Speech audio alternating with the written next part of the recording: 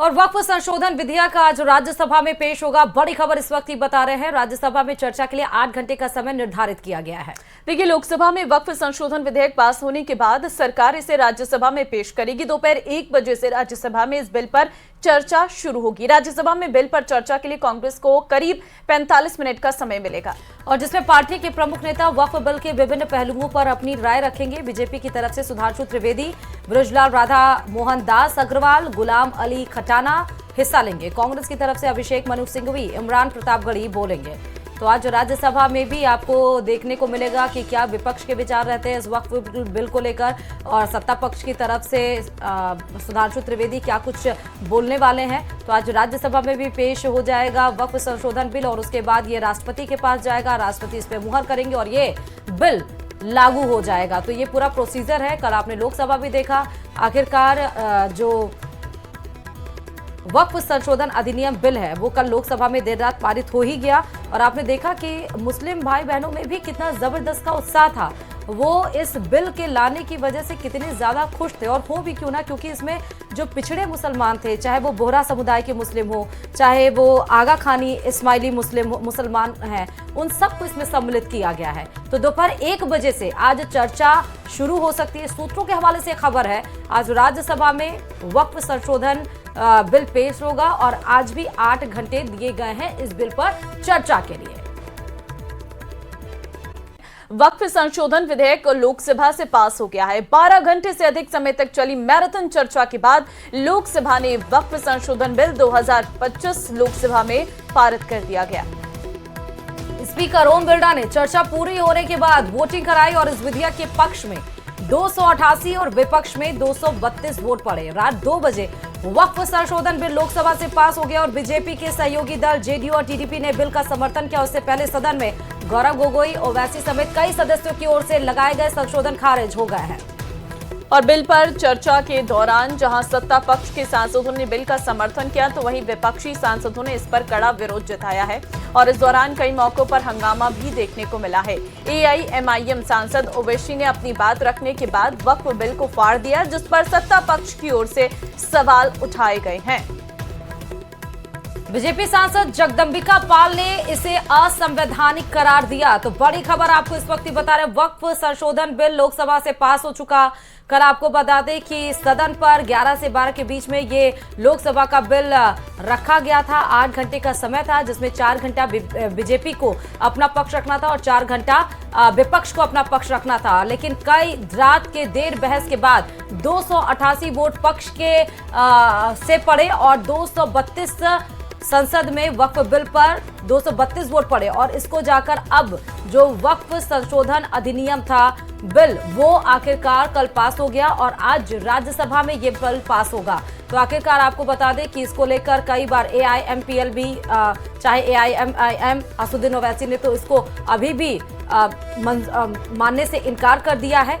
तो ये, लेकिन इन सब के बावजूद, सारी जो अड़चनें थी उन सब के बावजूद आखिरकार कल बिल पेश हुआ। और 4 ऐसी बड़ी चीजें थी जो सरकार इसमें करना चाहती थी, जैसे महिलाओं की भागीदारी, जो पैनल है उसमें नॉन जो मुस्लिम्स हैं उनकी एंट्री, 2 सांसदों की एंट्री इसमें हुई है। कल आपने बिल विस्तार से जब किरण रिजिजू बता रहे थे तो आपने सुना भी होगा। और इसमें आप ट्रिब्यूनल कोर्ट में, अगर कहीं कोई जमीन है जिसपे मस्जिद है, वो शख्स ट्रिब्यूनल कोर्ट में अपील कर सकता था। लेकिन नए बिल में आप ट्रिब्यूनल कोर्ट के अलावा, अगर ट्रिब्यूनल कोर्ट आपके हक में फैसला नहीं देता है तो आप हाई कोर्ट भी जाकर इसमें अपील कर सकते हैं। तो कुछ ऐसी चीजें जिसमें जो और लोग थे जो इस बिल के खिलाफ थे, जो विपक्ष था, वो ये कह रहा था कि मुस्लिमों के अधिकार उसको भ्रमित किया जा रहा है, उनको छीनने की कोशिश की जा रही है। जबकि इस बिल के जरिए सरकार ये कह रही थी कि हम अधिकारों को सुनिश्चित कर रहे हैं। तो देखिए, और इस दौरान अगर बात असदुद्दीन ओवैसी की करें तो उन्होंने इस बिल को फाड़ तक दिया। उन्होंने कहा कि इस बिल का मकसद मुसलमानों को जलील करना है। मैं गांधी की तरह वक्फ बिल को फाड़ता हूं। बिल फाड़ने के बाद ओवैसी संसद की कार्यवाही छोड़कर चले गए। और गृह मंत्री अमित शाह ने कहा है कि वक्फ में गैर इस्लामिक नहीं आएगा, ऐसा कोई प्रोविजन भी नहीं है। वोट बैंक के लिए माइनॉरिटीज को डराया जा रहा है। तो वहीं इस दौरान अमित शाह का भाषण भी काफी जो है जोर शोरों से सुना गया था। आपको बता दें कि इस बिल को केंद्र सरकार में शामिल टीडीपी, जेडीयू और एलजेपी ने अपना समर्थन दिया है। वक्फ बिल, उम्मीद जिसकी हम बात करते हैं, एक नई आशा है, इससे, क्योंकि जो मुस्लिम समुदाय के बच्चे हैं, महिलाएं हैं, वो गरीब मुस्लिम परिवार जिनको इसके लाभ से दूर रखा गया। पिछले 75 वर्षों में 60 वर्ष कांग्रेस की सरकार रही और 1995 के बाद 2013 में जब इसमें संशोधन किए गए तो इतनी ताकतें दे दी गई कि मात्र 200 लोगों के हाथ में है 2 लाख करोड़ रुपए से ज़्यादा की संपत्ति, 9 लाख एकड़ से ज़्यादा ज़मीन, और यही नहीं, जिस जमीन से लगभग 12,000 करोड़ रुपए साल की कम से कम आमदन हो सकती थी सच्चर कमेटी की रिपोर्ट के अनुसार, यानी कि पिछले 20 सालों में 2.5 लाख करोड़ रुपए से ज़्यादा अब तक कमाई हो गई होती, गरीब मुसलमान भाई और बहनों की भलाई हो गई होती।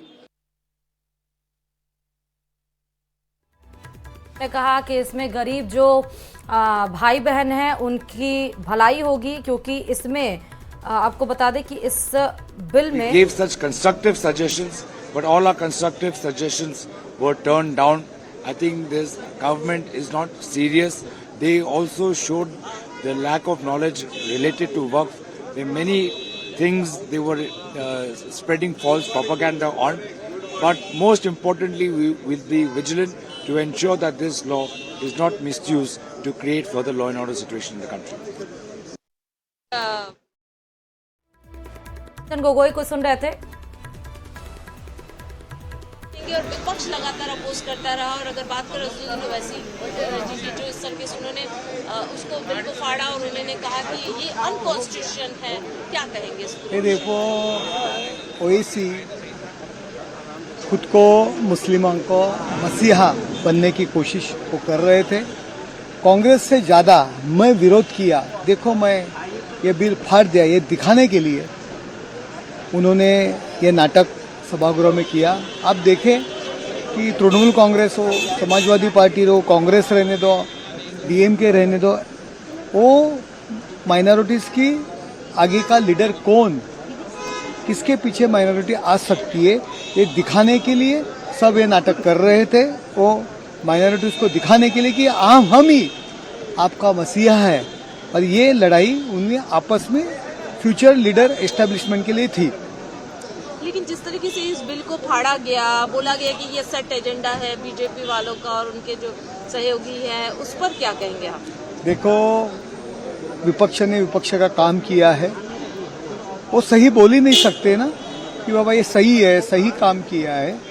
सिर्फ गुमराह करने के लिए, मुस्लिम माइनॉरिटी को गुमराह करने के लिए इसी तरह की सब भाषण हो गए, इसी तरह के जो पैतरे थे उनके उसी तरीके थे, सब नाटकबाजी थी। आप तो कमेटी के मेंबर हैं, और आप जिस तरीके से लगातार ये कहा जाता है कि नहीं सुना ही नहीं गया, इस पर क्या करेंगे? नहीं, जो आदमी जो कमेटी का मेंबर भी नहीं, वही उसी तरह का भाषण सभागृह में कर रहे थे। देखो, कमेटी में सबका सुना, कम से कम 40 के ऊपर कमेटी की मीटिंग्स हो गई। सुबह 11 बजे चलने वाली मीटिंग 8-8, 9-9 बजे तक मीटिंग चलती थी शाम तक। सबका सुना, सबको बहुत टाइम दिया। ओवैसी ने भी